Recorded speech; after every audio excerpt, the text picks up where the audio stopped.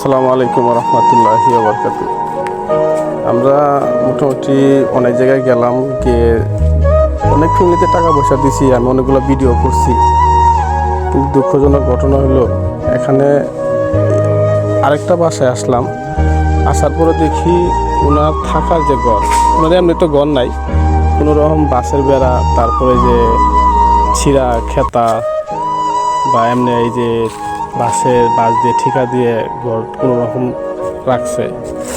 ওনার ফ্যামিলিতে আসলে নাই বলতে কেউ নাই, ওনার একটা মেয়ে আর ওনার মা, ওনার এমনি ছেলেও নাই, স্বামীও নাই, মোট কথা বলতে কেউ নাই। একটা মেয়ে আছে, মেয়েটা হচ্ছে মানে অ্যাবনর্মাল, পাগল, কিছু বোঝে না, আর কিছু বললেও মানে শুনে না। তো হইলো ওনার মা, এই যে ওনার মা অনেকদিন থেকে অসুস্থ, এই হলো ওনার থাকার ঘর।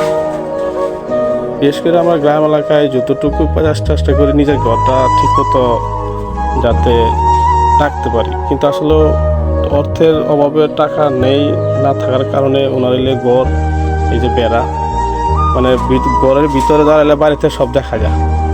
তো যখন মেঘ বৃষ্টি ঝড় তুফান আসে, তখন থাকার মতো পরিস্থিতি এতটাই খারাপ, মানে ভাষায় প্রকাশ করতে পারতেছি না আমি।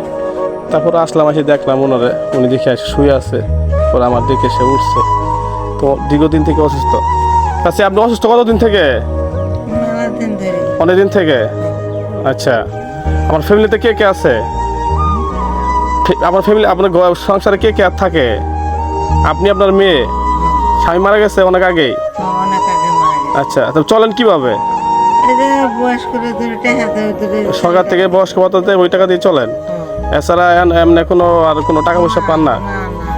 আচ্ছা আচ্ছা, আমরা আসছি আপনার তো হেল্প করার জন্য, আমরা কিছু আচ্ছা তখনই যাই হোক, আমরা কিছু টাকা দিতে আসছি, তো আপনি এই টাকাটা নেন, নিয়ে আপনি ডাক্তার দেখায়েন আর চিকিৎসা করেন। আর এই টাকাটা নিয়ে আপনি কি করবেন? এটা কি করবেন আপনি এখন?